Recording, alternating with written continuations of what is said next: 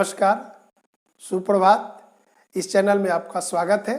आज हम लोग देखेंगे 3D आकृति पर आधारित कुछ सवाल, प्रश्नावली 14.1। पहला सवाल है कि निम्नलिखित में से प्रत्येक का सामान्य आकार बताइए। कुछ वस्तु दी गई है और उसको देखकर बताना है कि वो आकृति किस तरह की है। या आप घर में देखते हैं तो आपके मन में होता होगा कि कैसी आकृति है। जैसे सबसे पहले है एक माचिस की डिबिया। तो माचिस की डिबिया कैसी दिखेगी? देखिए, ये माचिस की डिबिया है तो ये कैसा दिख रहा है? हम लोग पिछले दिनों देखे थे कि अगर लंबाई हो, चौड़ाई हो और ऊंचाई या मोटाई हो तो उसको क्या कहते थे? घनाभ। तो माचिस की डिबिया होगी घनाभ की तरह। उसी तरह आपके ज्यामिति बॉक्स जो है यह कैसा है? यह भी इसी की तरह दिख रहा है, यानी यह भी घनाभ ही है। उसके बाद है फुटबॉल। तो हम लोग छोटा बॉल खेलते थे। देखिए, आप लोग ऐसा बॉल खेलते हैं। इसी को अगर बड़ा बॉल कर देंगे तो फुटबॉल यानी कि पैर से जो खेलते हैं तो वो कैसा दिखेगा? गोला जैसा दिखेगा, स्फीयर जैसा। एक ईंट कैसा होता है? ध्यान है, इस तरह की आकृति होगी। थोड़ा सा इससे बड़ा होगा लेकिन उसमें भी लंबाई होगी, चौड़ाई होगी और मोटाई होगी। तो किस तरह का वो दिखेगा? घनाभ की तरह।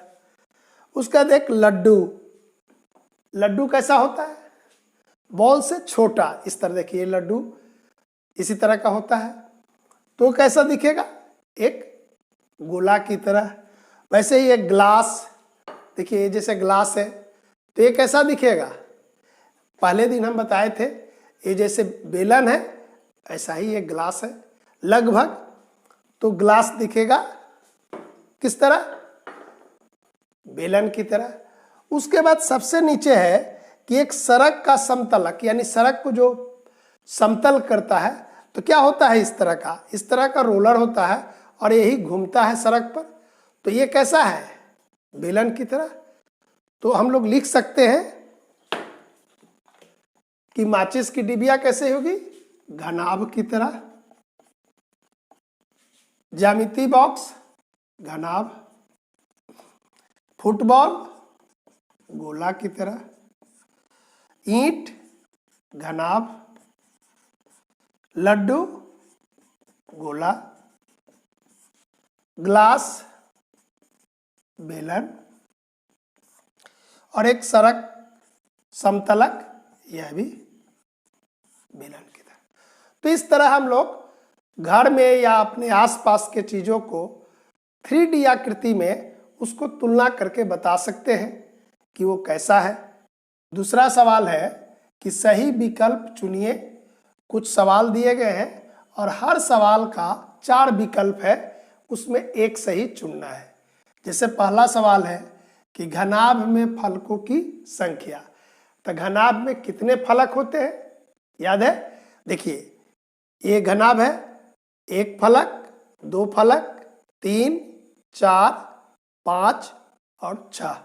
तो इसका उत्तर ये हो जाएगा पहला। कि घन का उदाहरण है। यह घन कैसा होता था? याद है कि घनाभ की तरह ही होता था लेकिन उसकी लंबाई, चौड़ाई और ऊंचाई तीनों एक समान होता था। तो ये कह रहा है एक पासा समझ रहे हैं? ये इस तरह का, देखिए लूडो का जो छक्का होता था तो देखिए इसमें लंबाई, चौड़ाई और ये है ऊंचाई। एक फुटबॉल, तो फुटबॉल तो देखिए गोल होता है, नहीं होगा। गैस पाइप, ये भी नहीं होगा। देखिए ये गैस का पाइप है, इसमें लंबाई चौड़ाई नहीं दिख रहा है। और ईंट, तो ईंट में क्या होगा? लंबाई और चौड़ाई, ऊंचाई तीनों क्या होता है? अलग अलग होता है। तो यही इसका सबसे अच्छा उदाहरण है, पासा, जिसमें लंबाई, चौड़ाई और ऊंचाई तीनों बराबर है। तो ये होगा। अब है तीसरा सवाल कि चतुष्फलक एक पिरामिड है जिसका आधार। तो चतुष्फलक में क्या होता था? नीचे एक त्रिभुज होता था और तीनों तरफ से एक त्रिभुज होता था। तो उसका आधार क्या होगा? ये 1 नंबर त्रिभुज। इसका 4 नंबर है कि एक त्रिभुजाकार पिरामिड में किनारों की संख्या ए नंबर में है 3, बी में 4, सी में 6 और डी में 8। तो पिरामिड कैसे बनता था? नीचे बहुभुज होता था और बहुभुज के किनारे से हम त्रिभुज, यानी कि चारों तरफ से त्रिभुजाकार सतह होता था। तो यहां पर है त्रिभुजाकार पिरामिड, यानी कि नीचे भी त्रिभुज है। तो किनारों की संख्या कितने नीचे में होगी? 3।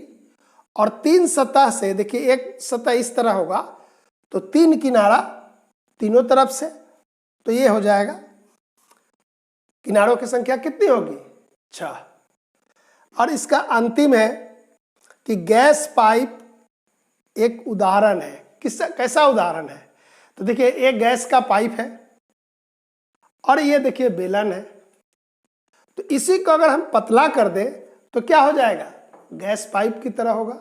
तो यह उदाहरण किसका होगा? गोला का? नहीं। घन का? नहीं। घनाभ? यह भी नहीं।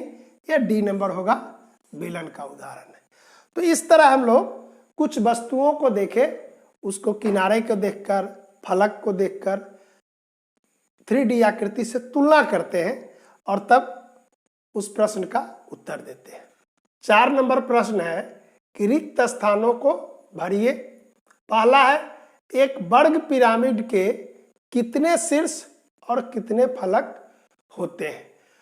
तो पिरामिड में जिसका जो आधार होता है उसी तरह का नाम होता है। तो यहां पर क्या है कि वर्ग है, तो वर्ग पिरामिड यानी नीचे वर्ग है तो कितना शीर्ष होगा? 4। और पिरामिड में ऊपर में कितना शीर्ष होता है? 1। तो शीर्ष कितना हो जाएगा? 5। और फलक कितना होगा? तो 4 तरफ से 4 त्रिभुज, तो 4 फलक और 1 नीचे, तो ये हो जाएगा 5। ओके। एक घन के किनारे होते हैं, तो घन में कितने किनारे होते हैं? जितने घनाभ में होते हैं। तो घनाभ में कितने किनारे होते थे? 12। तो यहां भी लिख देंगे। इसका तीसरा सवाल है कि एक प्रिज्म के कितने शीर्ष और कितने किनारे होते हैं? तो प्रिज्म कैसे बनता था? नीचे भी त्रिभुज, ऊपर में त्रिभुज और 3 तरफ से आयताकार फलक। तो नीचे त्रिभुज तो कितना शीर्ष? 3। और ऊपर में भी 3, तो शीर्ष हो जाएंगे 6। किनारा कितना होगा? तो नीचे त्रिभुज का 3 किनारा और ऊपर त्रिभुज का 3 किनारा और 3 तरफ से 3 किनारा, तो ये कितना हो जाएगा? 9 किनारा होगा। इसका डी है कि एक बेलन के आधार वाला फलक और ऊपर का फलक, माने नीचे का जो फेस है बेलन का और ऊपर का कैसा होता है? दोनों अलग अलग होता है कि बराबर होता है? आप बेलन देखे होइएगा, देखिए इस तरह का, देखिए जैसा ऊपर में है वैसा ही नीचे में है। तो क्या लिखेंगे इसको? यहां लिखेंगे समान होते हैं। एक घन का प्रत्येक फलक, तो घन में क्या होता है? लंबाई, चौड़ाई और ऊंचाई तीनों बराबर होते हैं, तो फलक भी क्या होंगे? बराबर होंगे। इसका एफ है कि एक शंकु का खाली जगह किनारा होता है, तो शंकु में कितना किनारा होता है? सिर्फ नीचे में तो एक किनारा यहां होता है, कैसा? वृत्ताकार। और इसमें फलक कितने होते हैं? तो एक फेस नीचे और एक वृत्ताकार, तो ये 2 फलक हो जाएंगे। यानी शंकु में एक किनारा और 2 फलक होते हैं। इसका जी है कि एक चतुष्फलक के कितने शीर्ष होते हैं और कितने फलक होते हैं? तो देखिए नाम से ये चतुष्फलक में कितने फलक होंगे? 4। और शीर्ष कितने होंगे? वह भी 4। इसका अंतिम सवाल कि एक घनाभ के कितने शीर्ष और कितने फलक होते हैं? तो शीर्ष कितने होते हैं? 8 और फलक 6। कैसे? तो देखिए आपका जो किताब है उसको पर हाथ रखिए और देखिए एक ऊपर तल है और एक नीचे तल है, 2 और दोनों तरफ से 2, 4 और 2 6, तो 6 फलक। और शीर्ष कितना होगा? तो किताब के एक तरफ 4 शीर्ष और दूसरे तरफ 4, तो शीर्ष होंगे 8।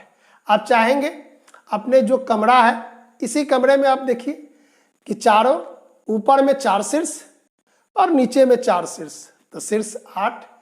अब फलक नीचे का तल ऊपर का तल 2, एक इधर एक इधर, 4, एक इधर और एक इधर, तो 6 फलक और 8 शीर्ष। तो इस तरह 3D आकृति पर कुछ सवाल बताए। अगले दिन आपको बताएंगे परिमाप और क्षेत्रफल निकालना, किस चीज का, त्रिभुज का, आयत का और वर्ग का। आज इतना ही रखते हैं, धन्यवाद।